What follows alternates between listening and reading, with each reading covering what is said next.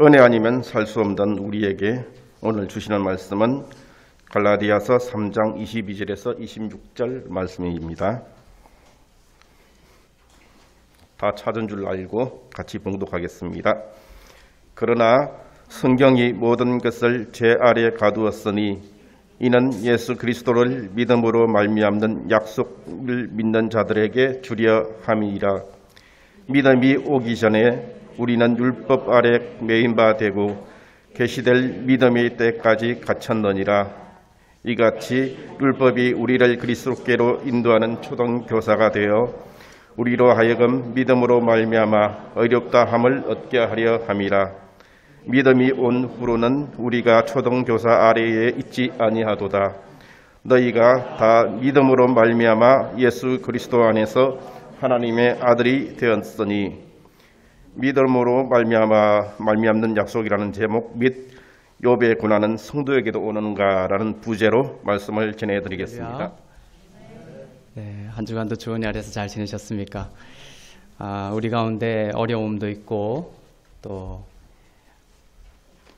시련도 있고 또 내 뜻대로 되지 않는 그러한 일들도 있지만 성경은 분명하게 말씀하시는 것은 우리 로마서 8장 말씀처럼 하나님을 사랑하는 자 곧 그의 뜻대로 부르심을 입은 자들에게는 모든 것이 협력하여 선을 이룬다. 어려움이 닥칠 때, 어두운 시간들을 지날 때 그것을 막 해결하려고 이렇게 달려들기 전에 한번 이 말씀을 생각해 보세요. 내가 비록 이러한 시간들을 지나지만 주님의 약속이다. 뭐다? 협력하여 선을 이룰 것이다. 모든이라고 되어 있죠. 콜이라는 것은 진짜 모든 것입니다. 좋은 일도 또 좋지 않은 일도 내 눈에는 그렇게 보일지라도 하나님은 부르심을 입은 자 여러분들 가운데 반드시 선을 이루게 될 것이다. 약속하십니다. 협력하여 이것은 이제 수네게오라는 거예요. 순이라는 헬라어는 together 이런 뜻이에요. 수네게오 협력하여 일을 한다. work together. 모든 것이 순이라는 것이 이제 S, Y 이런 식인데 시너지가 여기서 나온 거예요. 시너지라는 영어가 어려움이 닥치더라도 오히려 성도들은 그것을 딛고 더 높은 곳으로 날아오르게 될 줄로 믿습니다. 원수가 돌을 던져도 여러분이 맞는 것이 아니에요. 원수들이 돌을 던지면 그것 하나하나 차곡차곡 쌓여서 여러분들 그걸 딛고 더 높게 날아오른다는 것입니다. 네. 그죠? 여호수아 갈렙이 그랬죠? 저들은 우리의 뭐다? 밥이다. 어려움이 올 때는 주님 안에 시선을 두면서 이것으로 인하여 내가 더 하나님의 큰 선을 맛보게 될 것이다. 이런 기대와 소망 가운데 일어설 수 있기를 바랍니다. 네. 그 문제에, 그 어려움에 짓눌려서 지내는 것이 아니라 오히려 주님을 바라보면서 반드시 이것은 협력하여 선을 이룰 것이다.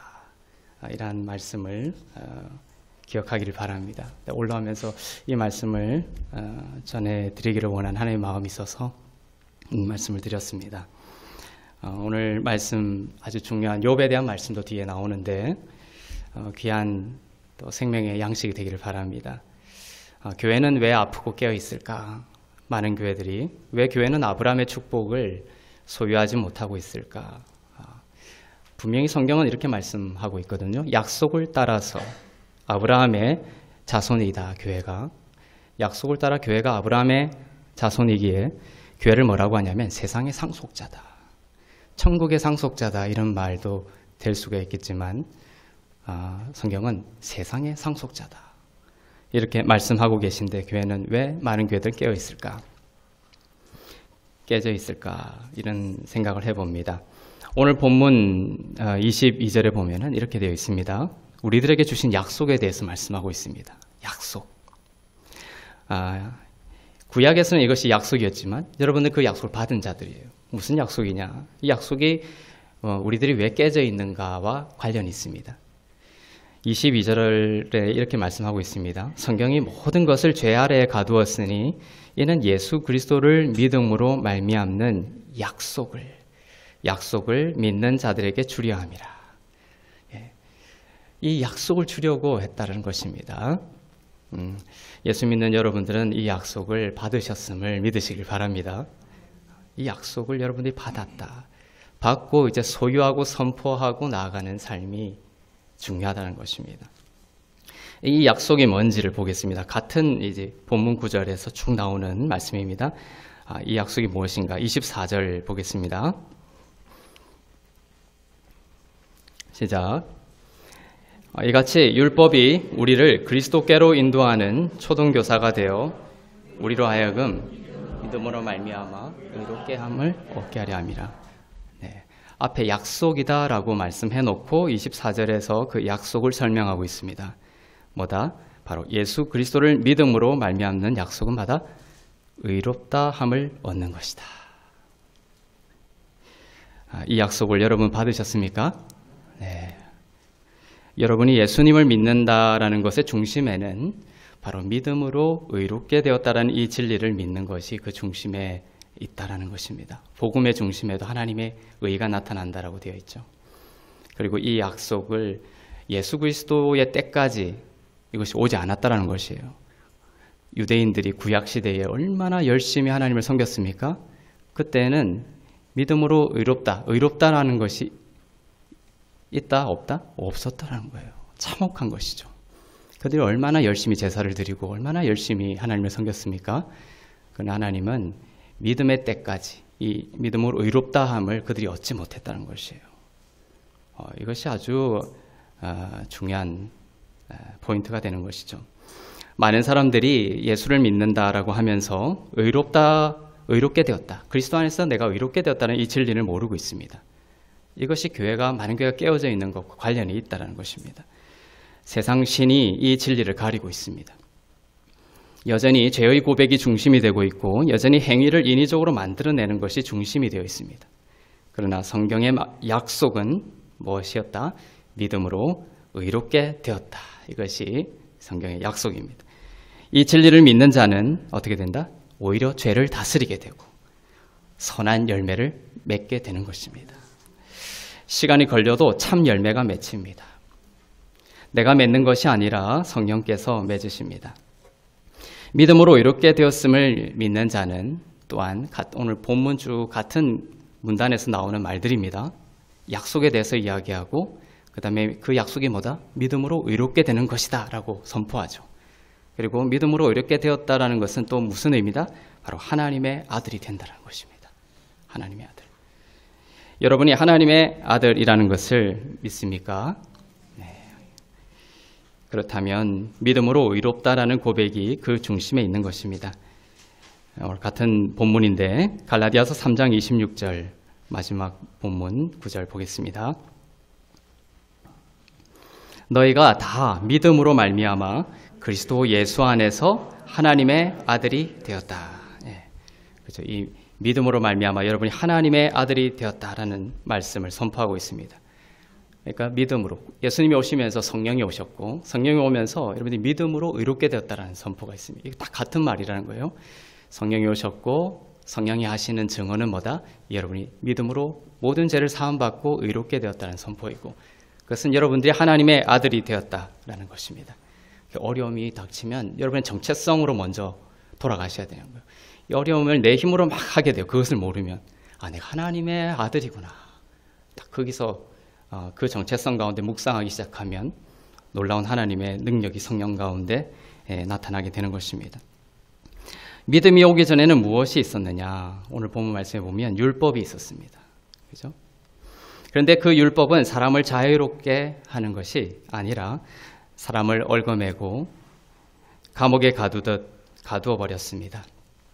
율법을 지키는 것으로는 결코 사람이 의를 성취해낼 수가 없었기 때문에 그렇습니다. 의는 성취하는 것이 아닙니다. 구약의 의는 성취하라고 사람들에게 자꾸만 요구하는 구약이었지만 연약한 인간은 그 의를 성취할 수가 없었어요. 예수 그리스도께서 오셔서 이 의의 문제를 어떻게 해결하셨냐? 바로 믿음으로 우리에게 선물로 주신 것입니다. 여러분들이 이 의라는 것을 생각할 때는 이제 믿음으로 받은 의라는 것을 기억하셔야 됩니다. 십자가의 성취를 믿음으로 바로 선물로 받는 의입니다. 첫사람 아담이 이 의를 잃어버린 뒤로 모든 사람이 잃어버렸고 마지막 아담이신 예수 그리스도의 온전한 순종으로 그를 믿는 모든 사람들이 이 의를 선물로 받게 된 것입니다. 바로 믿음입니다. 율법으로가 아닌 믿음으로 의를 얻고 하나님의 아들이 되는 것입니다. 그리스도가 오기 전까지는 그러면 믿음의 때가 아니라 어떤 때다? 율법의 때였다. 그리스도가 오기 전까지는 율법의 때였다. 예수 그리스도께서 오시면서 바로 믿음이 오게 되었고 우리들은 이 믿음의 때가 오기 전까지 율법에 매여 있었습니다. 갈라디아서 3장 23절 보겠습니다. 믿음이 오기 전에 우리는 율법 아래에 매인 바 되고 계시될 믿음의 때까지 갇혔느니라. 네, 믿음이 오기 전까지 우리는 어디에 매여 있었다? 율법에 매여 있었다.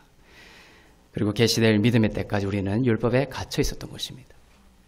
하나님은 여러분이 그리스도를 믿음으로 하나님의 의를 얻기를 원하시고 그렇게 해서 여러분들이 세상의 상속자가 되기를 원하십니다. 우리에게 물론 천국을 주셨지만 주님의 또 다른 약속은 세상의 상속자입니다. 이 세상을 등지는 것이 아니라 바로 첫사람 아담이 사단에게 내어준 그 권세와 영광과 생명을 이 세상에 회복시키는 세상의 상속자입니다. 이 세상의 상속자가 되는 것도 바로 율법으로 되는 것이 아니라 바로 믿음으로 되는 것입니다. 이 세상의 상속자에 대한 말씀을 보겠습니다. 로마서 4장 13절 보겠습니다. 네, 시작. 아브라함이나 그 후손에게 세상의 상속자가 되리라고 하신 언약은 율법으로 말미암은 것이 아니요 오직 믿음의 의로 말미암은 것이다. 네, 하나님은 아담을 세상을 다스리는 자가 되게 하셨죠. 아담의 반역으로 아담은 사단에게 무릎을 꿇었습니다. 그리고 사단은 그렇게 세상 신이 되었던 것이죠.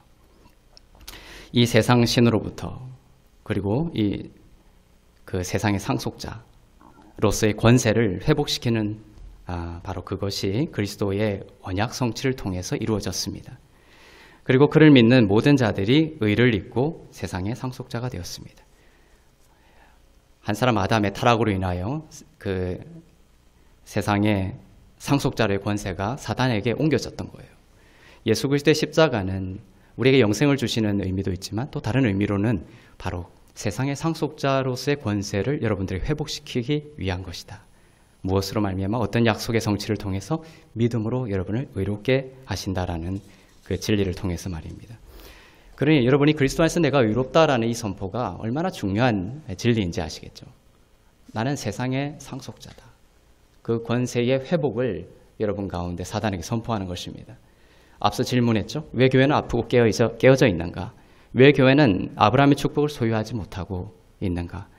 그것은 바로 많은 사람들이 다시 율법으로 회개한다. 나의 힘으로 회개하여 그것을 얻으려고 한다. 의를 얻으려고 노력하기 때문입니다.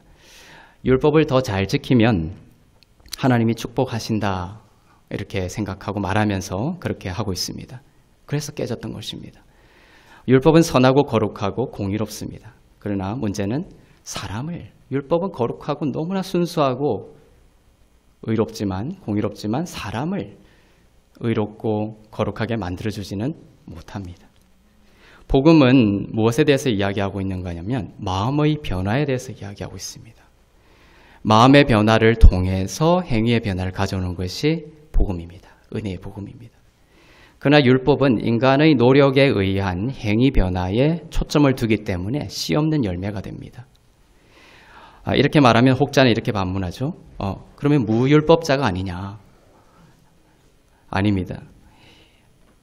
바로 마음의 변화를 통해서 은혜 복음을 듣고 이 은혜 복음을 믿고 선포하면 마음의 변화가 생기는 거예요. 이 마음의 변화를 통하여 오히려 율법보다 더 초월적인 생명의 잉태를 경험하게 되는 것이에요. 율법을 주신 이유, 로마서 3장 19절 다시 보겠습니다. 시작. 우리가 알거니와 무릇 율법이 말하는 바는 율법 아래에 있는 자들에게 말하는 것이니 이는 모든 입을 막고 온 세상으로 하나님의 심판 아래에 있게 하려 함이라. 네. 너무나 우리가 자주 까먹기 때문에 계속 제가 반복하는 유익이 있습니다. 율법이라는 것. 율법이라는 것은 바로 온 세상이 하나님의 심판 아래 있는 것이다라는 것을 깨닫고 바로 믿음이라는 것이 참된 구원의 방법이구나, 길이구나. 그래서 믿음으로 예수 그리스도를 믿음으로 의를 입어 구원을 얻고 생명을 얻고자 하는 그런 초등교사적인 역할인 거예요. 율법이 여러분에게 주는 것은 결코 의로움과 거룩함을 만들어주지 않는 것이고 무엇을 깨닫게 할 뿐이다? 심판 아래 있다는 것을 깨닫게 할 뿐이다. 그러니까 여러분이 열심히 율법을 지켜서 살아가고자 신앙생활을 하고자 했던 것은 성경의 의도가 아니었다는 것이에요. 그랬기 때문에 깨져 있었다는 것입니다. 내가 내 힘으로 의로울 줄 알았는데 예수의 의가 없으면, 그 선물로 주시는 의가 아니면, 내가 성취하는 의가 아니라 예수님이 선물로 주시는 의가 아니면 나는 아무리 애써도 심판이구나. 그것을 탁 깨닫게 하시기 위해서 율법을 주신 것입니다. 만약에 율법을 주면서 이 율법을 여러분들이 잘 지킬 수 있으니까 한번 지켜보세요, 이렇게 말한다면 이것이야말로 율법에 적대하는 것이에요. 왜냐하면 그것은 율법을 주신 목적과 정반대의 말이기 때문에 그렇습니다. 율법은 어떤 사회에서나 가져다 쓰기 쉬워요. 이방인들도 비기독교인들도 이 율법을 가져다가 씁니다. 십계명은 수많은 이방 나라와 사회에서 차용하여 사용해 왔습니다. 그래서 차용한 사회는 번성하고 여권도 신장되고 인권도 좋아졌죠. 그러면 정말 좋아진 것인가? 질문을 던져야 되는 거예요. 사람들은 도덕적인 규율을 잘 지키게 되었습니다. 그것을 차용하여. 그러나 이 모든 것은 행위 변화에 초점이 있다는 것이에요. 그래서 만일 율법과 규율이 무너지게 되면, 경찰이 없게 되면 어떤 일이 벌어지느냐? 마음속에 숨겨져 있던 그 그릇된 마음들이 노출되면서 무정부 상태가 되는 것입니다. 로마서 7장 8절을 보겠습니다. 시작. 그러나 죄가 기회를 타서 계명으로 말미암아 내 속에서 온갖 탐심을 이루었나니 이는 율법이 없으면 죄가 죽은 것이라. 네. 자, 죄가 기회를 타서 계명으로 말미암아 내 속에서 온갖 탐심을 이루었다. 죄가 그냥 나오는 게 아니라 무엇으로 말미암아 발현된다고요? 계명으로 말미암아. 자, 내 속에서 온갖 탐심을 이루었는데 무엇으로 말미암아? 바로 계명으로 말미암아. 율법이 없으면 죄는 죽은 것처럼 그냥 가라앉아 있지만 그 죄가 발현되어 나를 죽이고 타인을 죽이기 위해서는 율법을 빌려온다라는 것이에요. 이 육신이 율법을 그렇게 좋아합니다. 네. 육체는 왜냐하면 율법을 필요로 하죠. 육체는 율법을 필요로 합니다. 죄를 발동시키기 위해서 육체는 율법을 필요로 합니다. 여러분 컵 하나를 떠올려 보세요. 투명한 컵입니다. 얼마나 깨끗하게 보이는 물이 담긴 컵인지 모릅니다. 생각을 해보세요. 법 없이도 살 사람이다, 이런 말 많이 하죠. 어떤 사람을 향해서. 그것처럼 깨끗한 물이 들어있는 컵이에요, 이 컵이. 그런데 젓가락 하나가 그 컵으로 들어갑니다. 그 젓가락은 너무나 아름다운 스텐 재질로 된 젓가락이에요. 너무나 순수하고 완벽한 젓가락입니다. 이 젓가락에는 아무런 하자가 없습니다. 젓가락을 비난할 수 있습니까? 없습니까? 비난할 수 없어요. 그러나 그 젓가락이 컵에 들어가서 휘젓는 순간 어떻게 됩니까? 육체로 하여금 그 바닥에 깔려 보이지 않았던 오물과 먼지들을 떠오르게 합니다. 인간의 형편이 다 이렇습니다. 법 없이 살 사람이라고 하지만 거룩한 율법이라는 이 젓가락이 그 사람에게 들어가서 육체를 발동시켜버리면 그 안에 있던 모든 오물과 더러운 것들이 다 물 위로 떠오르게 되는 것이죠. 인간의 실존이 폭로됩니다. 왜 이렇게 율법을 주시느냐? 바로 예수 그리스도를 의지하는 길 외에는 없다라는 것을 알려주시기 위해서 그런 거죠. 오늘 욥의 이야기가 도움이 됩니다. 욥도 완벽주의자였어요. 아주 모든 것에 내가 흠이 없고 의로운 자라고 자신만만하던 사람이었습니다. 법 없이도 살 사람, 예를 들면 그런 사람이었습니다. 하지만 욥의 이야기를 통해서 우리는 인간의 그 실존들을 보면서 나에게 대입시킬 수가 있어요. 욥은 상상하지 못할 고난을 당한 사람입니다. 오늘날 신약의 성도들에게도 욥과 같은 형태의 고난과 재앙이 온다고 가르치는 것은 잘못된 것입니다. 이것이 아주 중요한 부분이에요. 네. 우리는 흔히 이야기하죠. 욥과 같은 고난, 욥의 고난. 나도 욥의 고난을 겪을 수 있다. 어떤 고난이 왔을 때 나에게도 욥의 고난이 왔구나. 이렇게 생각할 수 있지만 욥의 본문들을 자세히 읽어보면 이 욥의 고난은 성도들과 상관없는 고난이라는 것을 우리는 발견하게 됩니다. 욥은 욥기에 보면 아주 온전하고 정직하고 하나님을 경외하며 악에서 떠난 자라고 되어 있습니다. 욥에게는 7 아들과 딸 셋이 있었습니다. 그리고 엄청난 소유물이 있었죠. 그리고 욥기에서 어떻게 기록하냐 하면은 하나님을 경외하고 악에서 떠난 의인이다, 온전한 자다 이렇게 기록하고 있어요. 그러나 이것은 구약적인 관점입니다. 구약의 모세도 의인이라고 하죠. 그리고 욥도 의인이라고 합니다. 근데 그것은 하나님의 거룩한 율법을 정말 들이댔을 때에 그렇다는 얘기가 아니에요. 구약적인 틀, 프레임 안에서 그렇게 봐주는 것이에요. 구약적 관점이다. 왜냐하면 신약에 오면은 성경은 어떻게 진짜 진실을 말하고 있습니까? 의인은 없나니 뭐다? 하나도 없다라는 거예요. 신약에 오면 의인은 없나니 하나도 없다라고 폭로시켜버린 거예요. 근데 구약에는 뭐다? 모세도 의인이고 욥도 의인이라고 하죠. 그럼 그 의인은 뭐냐라는 거예요. 그 구약적 관점에서의 의인이다. 신약에 와서 예수님이 뭐다?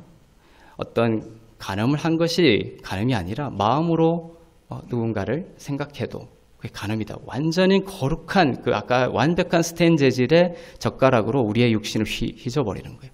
그래서 너희로서는 불가능함을 가르쳐주는 것입니다.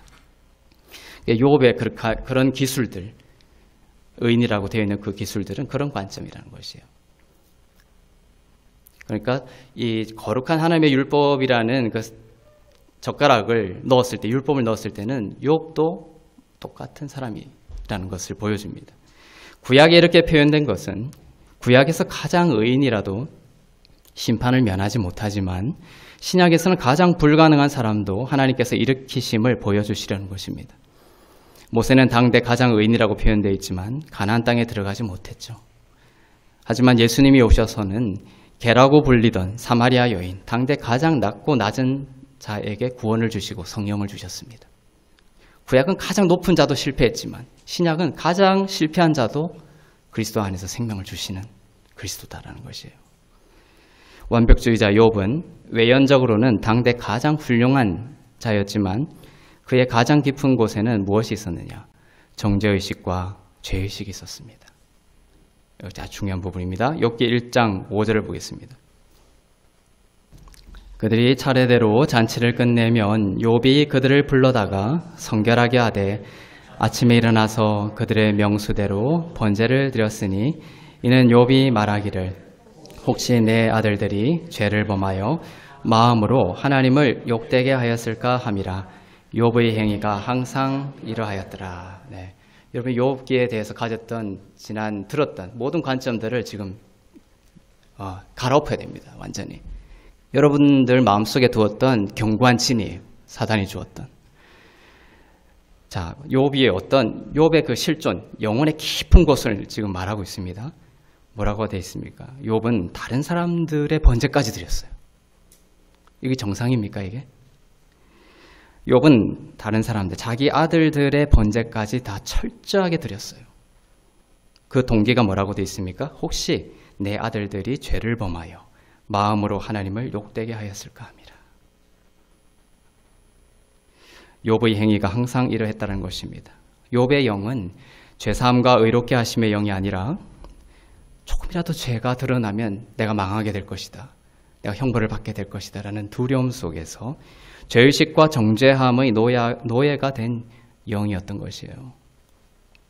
아들들의 죄까지도 드러나서 재앙이 닥칠까 하여 철저하게 번제를 드리면서 내 마음속에 그 죄의식의 문제를 그렇게 덮으려고 했던 것입니다. 영의 자유가 없었던 것이죠. 이것이 그 끝없이 고해성사를 했던 종교개혁 전에 루터의 영이 또한 그랬던 것입니다. 루터도 그죠? 고해성사를 끊임없이 밤새도록 했죠. 죄를 고백하고 난 뒤에 고해 신부에게 죄를 고백하고 난 뒤에 돌아오는 길에 어떤 죄가 떠올라요. 그러면 아니, 내일 하지, 이게 안 된다는 거예요. 가톨릭에서. 그 죄를 만약 내일 하지 하고 있는데 그날 밤에 죽으면 어떻게 되죠? 그 죄를 가지고 지옥에 떨어진다라는 이런 교리 때문에 그렇죠. 그래서 루터는 교회 성사에게 교회 신부에게 죄를 고백하고 돌아오는 길에 제가 또 떠오르니까, 고해하지 못한 제가 또 떠오르니까 계속 또 찾아간 거예요. 그래서 계속 밤을 새워서 고해 신부를 찾아가서 죄 고백을 했던 것입니다. 나중에 고해 신부가 뭐라고 했는지 아십니까? 차라리 누구 죽이고 와라. 차라리 이렇게까지 얘기한 거예요. 끝없이 그렇게 루터의 이 종교 개혁의 도화선이 됐죠. 그것이 우리의 구원이 우리의 죄의 고백에 달려 있다라는 이 심각한 문제 의식으로부터 출발한 것입니다. 예수의 피가 흘려지심으로 우리의 과거와 현재와 미래 모든 죄가 죄 사함 받았다는 이 종교 개혁의 진리로 들어가기 전에 루터는 이러한 심각한 고민과 고통을 가지고 신앙을 생활했던 것이죠. 끝없이 고해 성사를 해야만 했던 이 종교 개혁 전에 루터의 영이 바로 이 욥의 영인 거예요. 지금 번제를 아들들의 번제까지 자기가 다 철저히 챙겼던 욥인 겁니다. 사단은 욥의 자유하지 못한 영을 알고 하나님 앞에 나아갑니다. 욥기 1장 10절부터 11절입니다. 시작. 주께서 그와 그의 집과 그의 모든 소유물을 울타리로 두르심 때문이 아니니까 주께서 그의 손으로 하는 바를 복되게 하사 그의 소유물이 땅에 넘치게 하였음이니이다. 이제 주의 손을 펴서 그의 모든 소유를 치소서. 그리하시면 틀림없이 주를 향하여 욕하지 아니하겠나이까. 사단의 말이죠. 사단은 욥의 모든 소유를 쳐서 없애버리면 욥의 그 정죄감으로 가득 찬 영이 드러날 것을 알았습니다. 욥이 진짜 의지하였던 것이 자신의 계명 지킴이고 또 자신의 힘이라는 것을 사탄은 알고 있었던 것입니다. 그 정죄함과 죄의식이 드러나면 욥은 스스로도 목숨을 끊거나 사망으로 귀결될 것을 사단은 짐작하고 있었던 것입니다. 하나님이 사단에게 이제 말씀하십니다. 욥기 1장 12절 보겠습니다.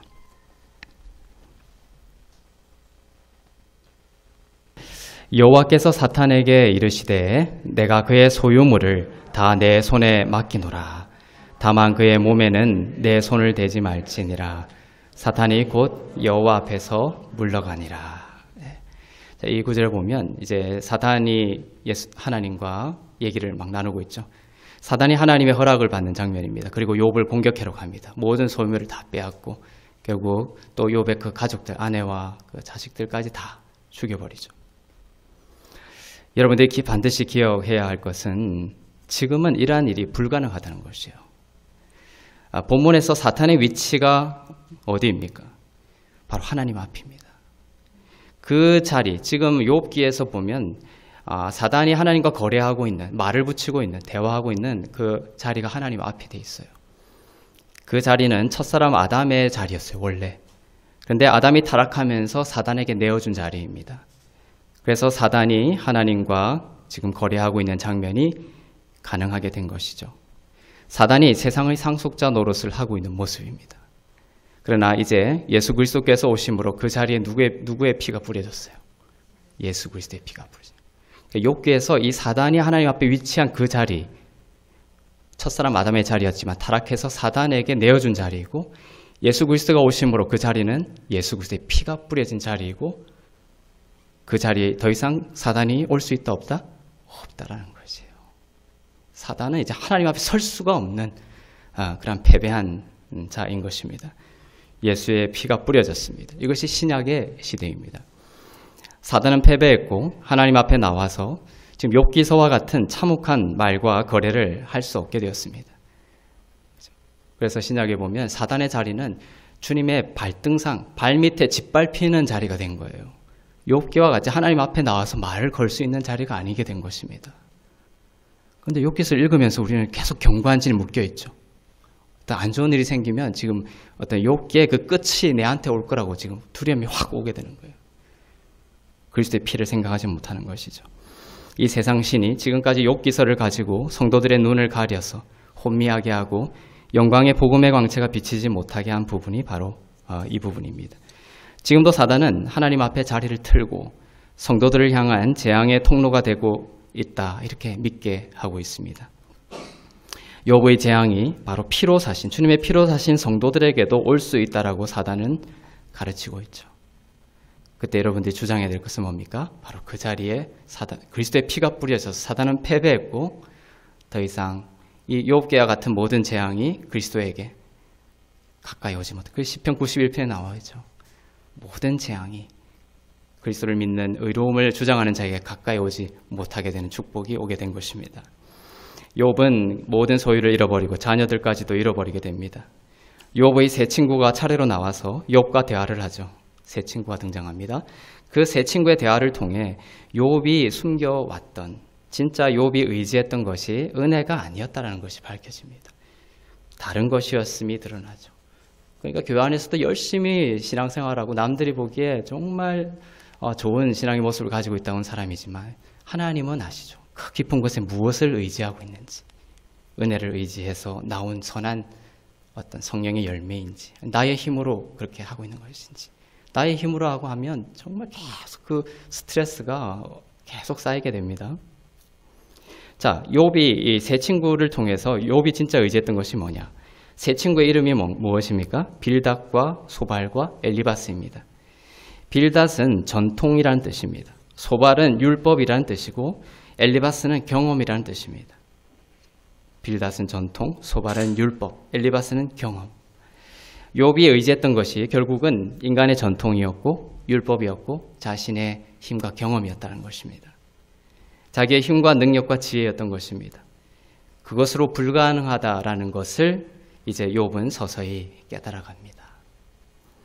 모든 인간을 대표하고 있는 욥기에 나오는 이 욥에게 진실로 필요한 것은 무엇입니까?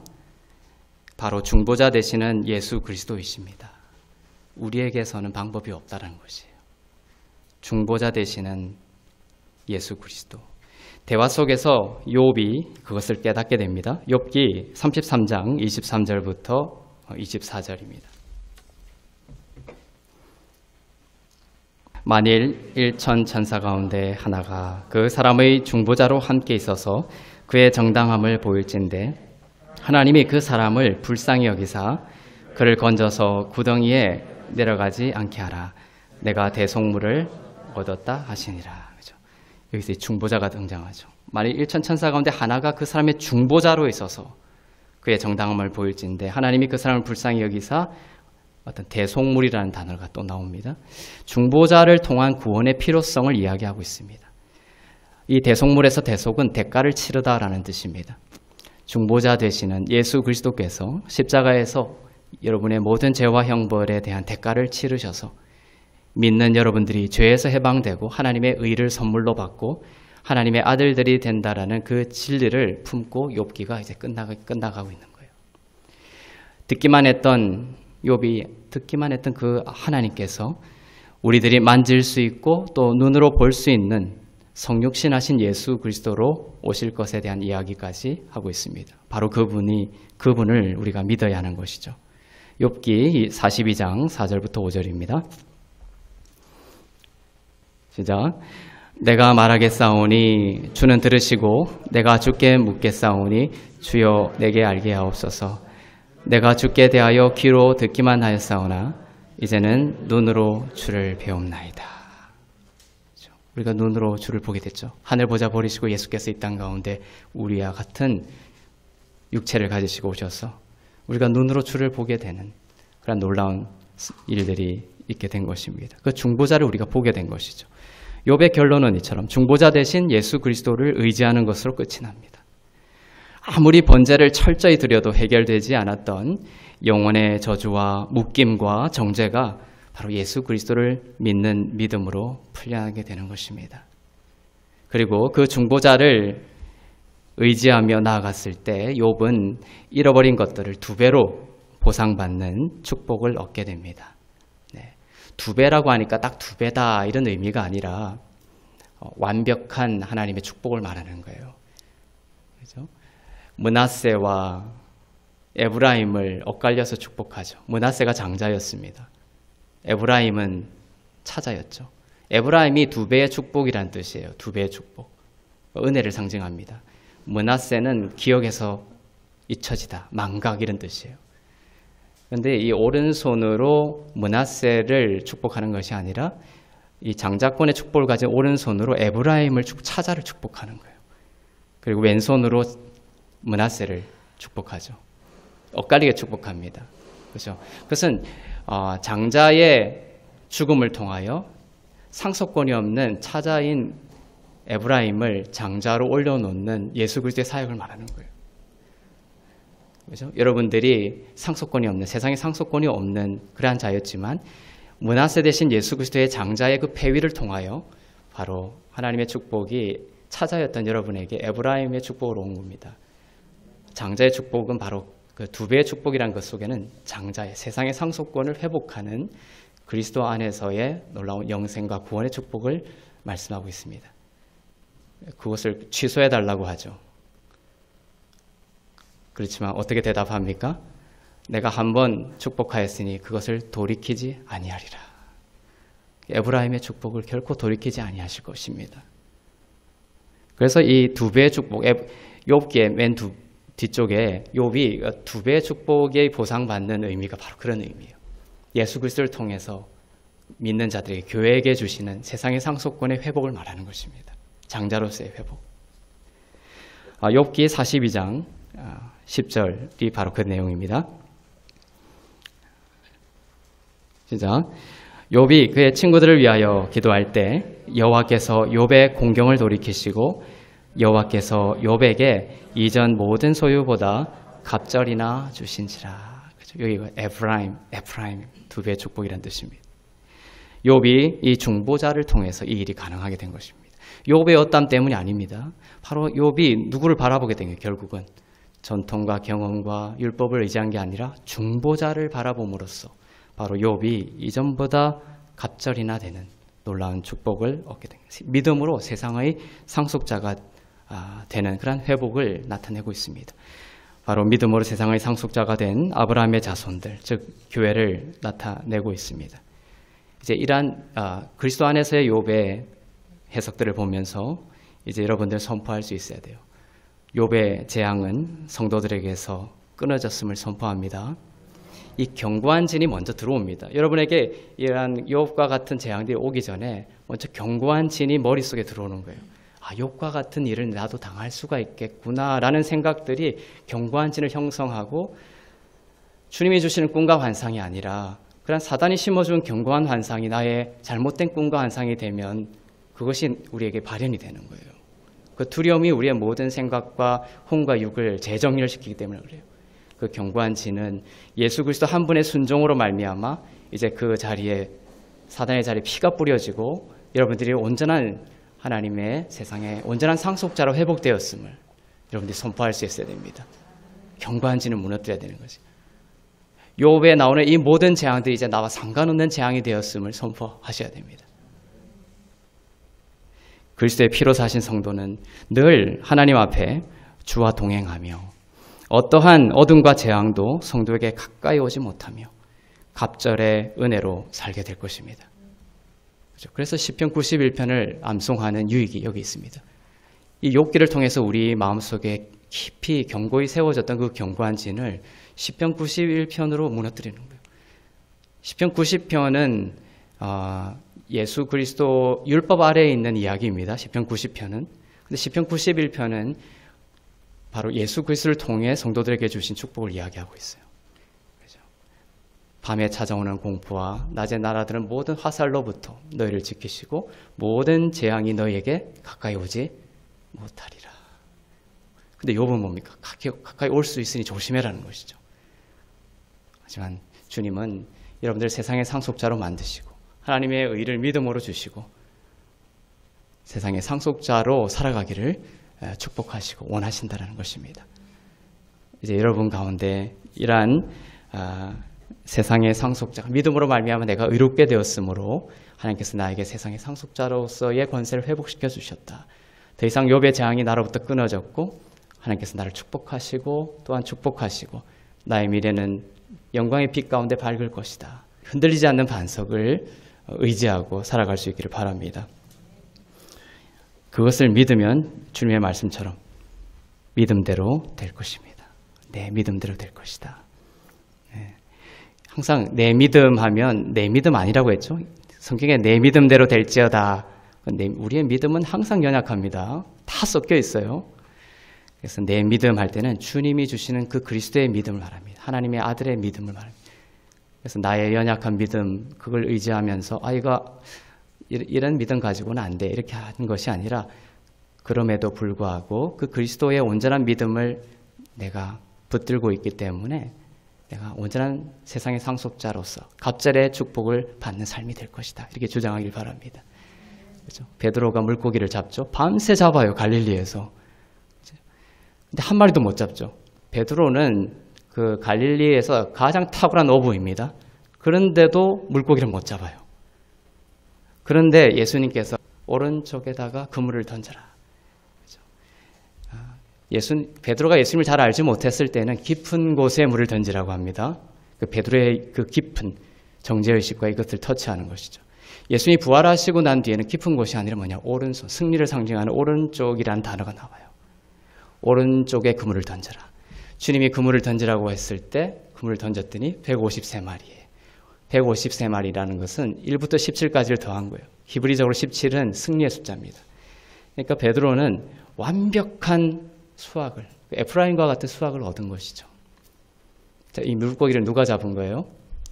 베드로가 잡았습니까? 예수님이 잡았습니까? 예수님이 잡으신 거죠. 그런데 예수님이 베드로를 육지로 오르게 하셔서 베드로와 함께 식사를 하세요. 그리고 베드로에게 뭐라고 말씀하시죠? 어떤 물고기를 가져오라? 너가 잡은 물고기를 가져와라. 우리가 잡지도 않았는데, 베드로가 잡지도 않았는데 뭐라고 인쳐주시는 거예요? 너가 잡은 물고기라고 불러주시는 거예요. 우리의 믿음이 그렇다는 거예요. 내 믿음대로 될지어다 할 때는 진짜 우리 믿음이 아니라 주님의 그 주신 믿음을 우리의 믿음으로 불러주시는 거라는 거예요. 그렇죠? 그 믿음, 예수님을 바라보세요. 중보자를 바라보세요.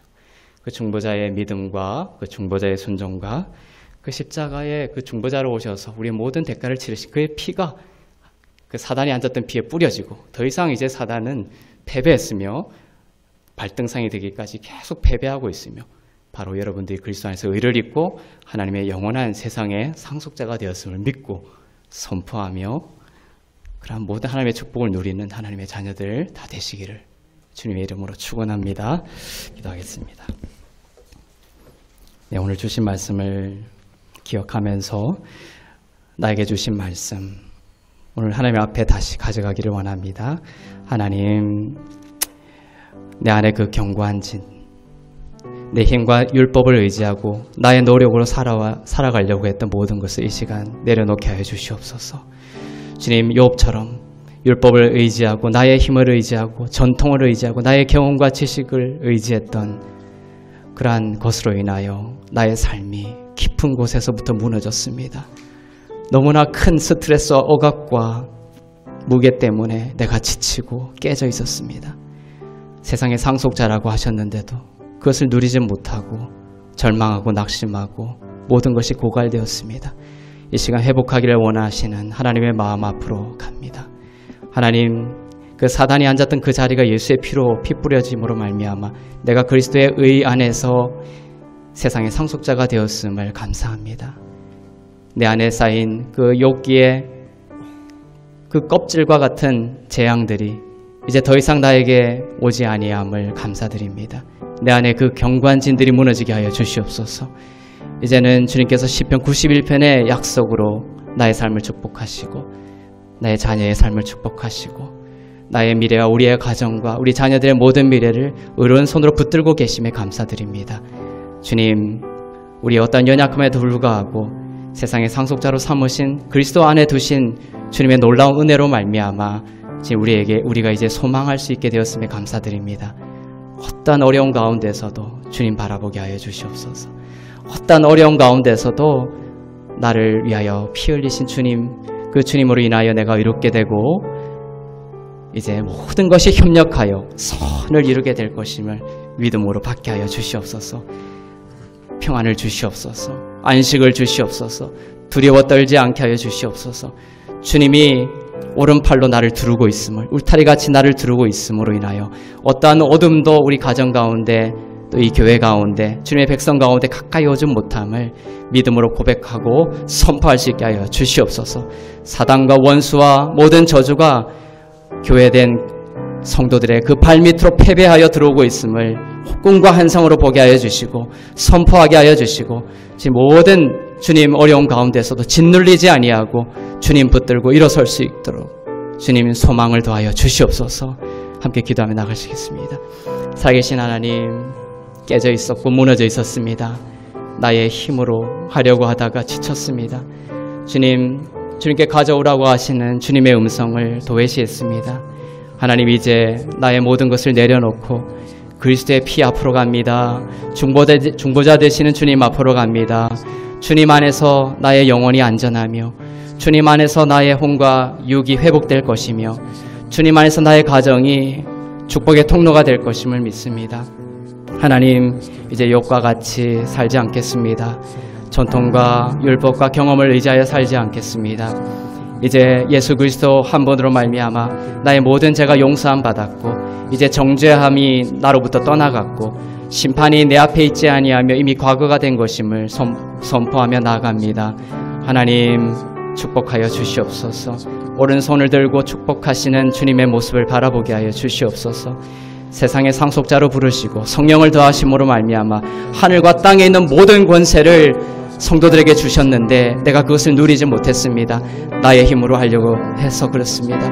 하나님, 이제 나의 힘과 율법을 내려놓고 성령의 사람 되기를 원합니다. 성령으로 충만케 하여 주시옵소서. 믿음으로 말미암아 의롭게 하신다라는 주님의 말씀이 내 안에 깊이 깊이 새겨지게 하여 주시옵소서. 주님, 오른손을 들고 나의 삶을 축복합니다. 오른손을 들고 왕같은 제사장 만드신 주님의 권위를 의지하여 나의 배우자를 축복하고 나의 자녀를 축복합니다. 이 가정을 축복합니다. 하나님의 생명이 흐를지어다. 모든 묶임이 떠날지어다. 어둠의 영이 떠날지어다. 모든 질병이 떠날지어다. 모든 질병의 뿌리가 마를지어다. 하나님, 모든 재앙이 가까이 오지 못하게 하시며 밤에 찾아오는 모든 공포로부터 지켜주시고 낮에 날아드는 모든 화살로부터 지켜주시옵소서. 오 주님, 지켜주시옵소서. 회복시켜 주시옵소서. 사랑의 하나님, 율법에 매여 있고 감금되어 있던 갇혀 있었던 저희를 예수 그리스도의 은혜로 풀어주시고 믿음으로 의가 되게 하시고 세상의 상속자가 되게 하시니 감사합니다. 주님, 성령으로 우리를 충만케 하셔서 하늘과 땅의 모든 권세를 주님께 위임하시고 주님을 머리 삼은 교회에게 주님께서 위임하셨는데 주님, 초라한 나의 힘으로 살려고 했습니다. 초라한 나의 지혜로 살려고 했습니다. 나의 영혼이 무너졌고 깨져버렸습니다. 이제 모든 것을 내려놓고 예수 그리스도의 한 분, 중보자 되신 예수 그리스도께 모든 것을 맡깁니다. 문제가 올 때마다 주님께 맡기겠습니다. 주님께서 하실 것임을 선포합니다. 주님 손에 나의 미래가 달려있음을, 주님께서 우리 가정과 자녀를 보호하고 지키시고 축복하고 계심을 믿음으로 선포하며 주님의 시선에 나의 시선을 맞춥니다. 주님이 말하는 대로 말하겠습니다. 주님이 보시는 대로 보겠습니다. 주님이 말씀하시는 대로 내 입을 열겠습니다. 나는 그리스도 안에서 의롭고 흠없고 거룩한 자이니라. 사단이 패배하게 하여 주시고 원수가 무너지게 하여 주시고 주님, 질병의 모든 뿌리가 마르게 하여 주시며 모든 가정이 주 안에서 그리스도께로 회복되고 생명을 얻고 함께 예배하며 주를 찬송하며 즐거이 하나님의 나라에 놀라운 충만한 흘러넘치는 생명으로 살아나가는 참된 샬롬의 회복을 더하여 주시옵소서. 샬롬의 왕이신 예수여, 평안을 더하여 주시옵소서. 두려움에 떨지 않게 하여 주시고 주님 주시는 샬롬으로 그 샬롬 앞에 모든 원수된 이름이 무너지는 축복을 더하여 주시옵소서. 여전히 종노릇하게 만드는 세상 신들의 헛된 말과 가르침에 굴복하지 않게 해주시고 사단의 자리에 그리스도의 피가 뿌려졌음을 알고 믿음으로 주와 함께 승리하는 저희 다 되게 하여 주시옵소서. 욥의 영혼을 중보자로 회복시켜 주신 주님, 그 하나님의 은혜로 우리를 회복시켜 주시고 나의 영혼을 회복시켜 주시고 이 땅을 고쳐 주시옵소서. 십자가가 끊으셨습니다. 내가 다 이루었다. 정말로 다 이루셨음을 믿음으로 바라보게 하여 주시옵소서. 이제 안식하는 것만이 내가 할 일입니다. 이제 믿는 것만이 내가 할 일입니다. 내가 앉을 때 주님 일하여 주시옵소서. 내가 믿을 때에 주님 역사하여 주시옵소서. 주님 앞에 머무르게 해주시고 말씀을 가까이 하게 해주시고 주님을 묵상하고 예배하고 찬송할 때 세상 신이 무너지고 원수가 굴복하는 것을 보게 하여 주시옵소서. 갑절의 생명으로 회복시켜 주시옵소서. 잃어버린 그 메뚜기 때에 잃어버린 모든 수확들을 회복시켜 주시옵소서. 갑절의 생명으로 우리 가정을 회복시켜 주실 줄로 믿습니다. 주님의 약속이니 믿음 가운데 소망하며 나가겠습니다. 감사합니다. 나 때문이 아니라 모든 것이 주님 때문임에 감사드립니다. 주님 찬양받아 주시옵소서. 우리 가정 가운데 왕으로 임하여 주시옵소서. 주님만을 예배하며 나가게 하여 주시옵소서. 내 인생이 주의 사랑의 포로가 되게 하여 주시옵소서. 주의 사랑에 묶인 인생 되게 하여 주시옵소서. 그러한 자에게 어떠한 재앙도 가까이 오지 못할지니라. 모든 것이 주의 은혜임을 고백하며 드린 예물 위에 주님 기름 부으시고 쓰이는 곳마다 교회가 세워지고 은혜의 복음이 전파되며 하나님의 나라가 온전히 확장되게 하여 주시옵소서. 감사드리며 이제는 우리 주 예수 그리스도의 은혜와 하나님 아버지의 사랑과 성령님의 위로 교통 새롭게 하심의 역사가 믿음으로 의가 되고 세상의 상속자가 되게 하신 그리스도의 보혈을 의지하여 세상 신의 그 혼미한 말과 생각을 버리고 하나님이 주신 영광을 온전히 회복하기를 소망하는 주 안에서 의롭고 흠없고 거룩한 교회 위에 선교사님들 위에 이 나라와 민족 위에 이제부터 영원토록 충만하시기를 간절히 축원하옵나이다. 아멘. 주님을 찬양해 나가시겠습니다. 주님의 높고 위대하심을 내 영혼이 할렐루야 찬양하네. 주님은 높으십니다. 주님의 높고 위대하심을 내 영혼이 찬양하네. 위대하신 주님께 영광의 박수 올려드리겠습니다. 네, 감사합니다. 네, 교회 소식 전해드리겠습니다. 우리 1:1 제자 양육 교재가 이제 발간이 되었는데 저번 주에도 안내를 했지만 10단계로 제작이 되었고 이제 우리 교회는 10단계 10주 과정의 1:1 제자 양육 사역을 앞으로 하게 될 것입니다. 우리 강도사님께 교재를 요청하셔서 받아서 우리 성경 공부나 또 제자 양육이나 또 앞으로의 모든 사역 가운데 사용할 수 있기를 바랍니다. 이 관점은 전의 교재와 틀립니다. 은혜 복음의 관점으로 다 새롭게 쓴 것이기 때문에 여러분에게 큰 안식과 생명이 될 줄로 믿습니다. 네, 오늘 교회 청소는 은혜 2순위 되겠습니다.